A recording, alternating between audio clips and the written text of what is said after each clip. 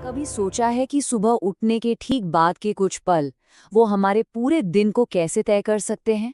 ये एक बहुत पावरफुल आइडिया है। आइए आज इसी प्राचीन ज्ञान की गहराई में उतरें और मिलकर देखें कि कैसे एक पवित्र सुबह की दिनचर्या हमारी जिंदगी बदल सकती है। और ये कोई आजकल की बात नहीं है। ये ज्ञान तो सीधे हमारे प्राचीन ग्रंथों से चला आ रहा है। ये हमें याद दिलाता है कि हम अपनी सुबह की शुरुआत कैसे करते हैं। ये हमारे भाग्य को, हमारी डेस्टिनी को भी शक्ल दे सकता है। कितनी गहरी बात है ना? तो सवाल ये उठता है कि इस पावर को, इस शक्ति को हासिल करने का सबसे सही समय कौन सा है? शास्त्रों की माने तो ये शक्ति एक बहुत ही खास समय में सिमटी हुई है, जिसे कहते हैं ब्रह्म मुहूर्त। चलिए जानते हैं इसके बारे में। तो ये ब्रह्म मुहूर्त है क्या? ये वो समय है सूरज उगने से ठीक पहले का वक्त। इसका नाम ही देखिए, ब्रह्म से आया है, जिसका मतलब है ज्ञान। ऐसा माना जाता है कि इस वक्त हमारा दिमाग, हमारा मन एकदम शांत और रिसेप्टिव होता है। मतलब कुछ भी सीखने के लिए, ध्यान लगाने के लिए या कोई भी इंटेलेक्चुअल काम करने के लिए इससे बेहतर समय हो ही नहीं सकता। लेकिन आखिर इस समय में ऐसा क्या खास है? क्यों है ये इतना पावरफुल? देखिए, वजह यह है कि इस दौरान हमारे आसपास के माहौल में सत्व गुण यानी प्योरिटी और पीस की एनर्जी अपने चरम पर होती है। हमारा दिमाग शांत रहता है और नई बातें सीखना बहुत आसान हो जाता है। और तो और जितनी भी नेगेटिव एनर्जीज होती हैं वो इस समय सबसे कमज़ोर होती हैं। मतलब स्पिरिचुअल ग्रोथ के लिए ये एक गोल्डन आवर है। तो ब्रह्म मुहूर्त में उठ तो गए, अब आगे क्या? अगला कदम है साउंड की पावर को यूज करना। कुछ खास श्लोक, कुछ खास मंत्र बोलकर हम अपने चारों तरफ एक पॉजिटिव और प्रोटेक्टिव एनर्जी का घेरा, एक कवच बना सकते हैं। और जैसा कि हर अच्छे काम की शुरुआत में होता है, इस रूटीन की शुरुआत भी होती है श्री गणेश के आह्वान से। वो विघ्नहर्ता हैं, मतलब हर तरह की रुकावटों को दूर करने वाले। तो ये प्रार्थना एक तरह से ये पक्का करती है कि हमारे पूरे दिन के काम बिना किसी अड़चन के स्मूथली पूरे हो जाएं। इसके बाद बारी आती है कुछ महान हस्तियों को याद करने की, उनसे प्रेरणा लेने की। यहाँ बात हो रही है पुण्यात्माओं की, 7 चिरंजीवियों की और 5 महासतियों की। जब हम इन महान लोगों को याद करते हैं तो एक तरह से हम उनकी अच्छाइयों और उनके आशीर्वाद को अपनी लाइफ में इनवाइट कर रहे होते हैं। अब आता है इस रूटीन का एक बहुत ही खूबसूरत और गहरा हिस्सा, कर दर्शनम। इसका मतलब है अपनी ही हथेलियों को देखना। सुनने में शायद ये बहुत सिंपल लगे, लेकिन यकीन मानिए ये सिर्फ एक मामूली काम नहीं है।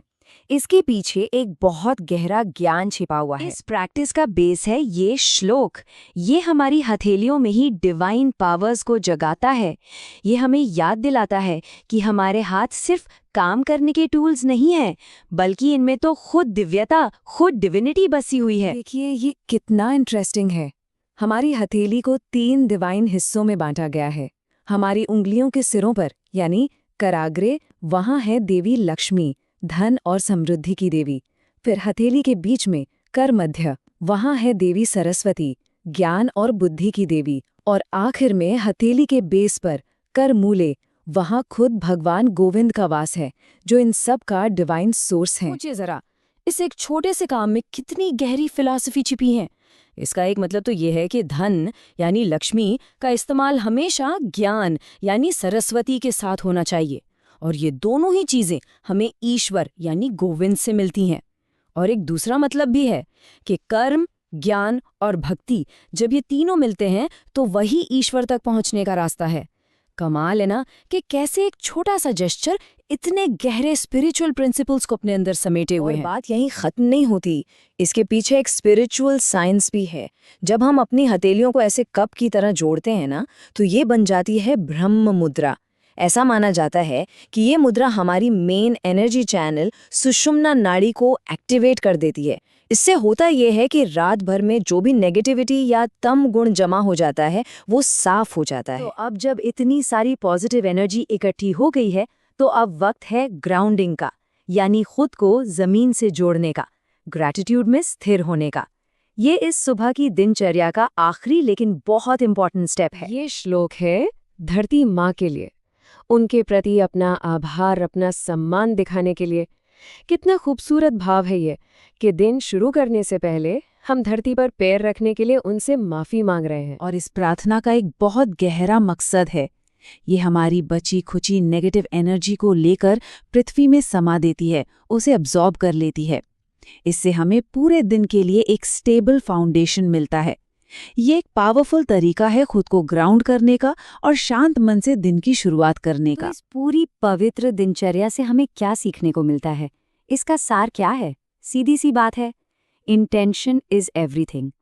सुबह के पहले कुछ पल ही हमारे पूरे दिन की नींव रख सकते हैं।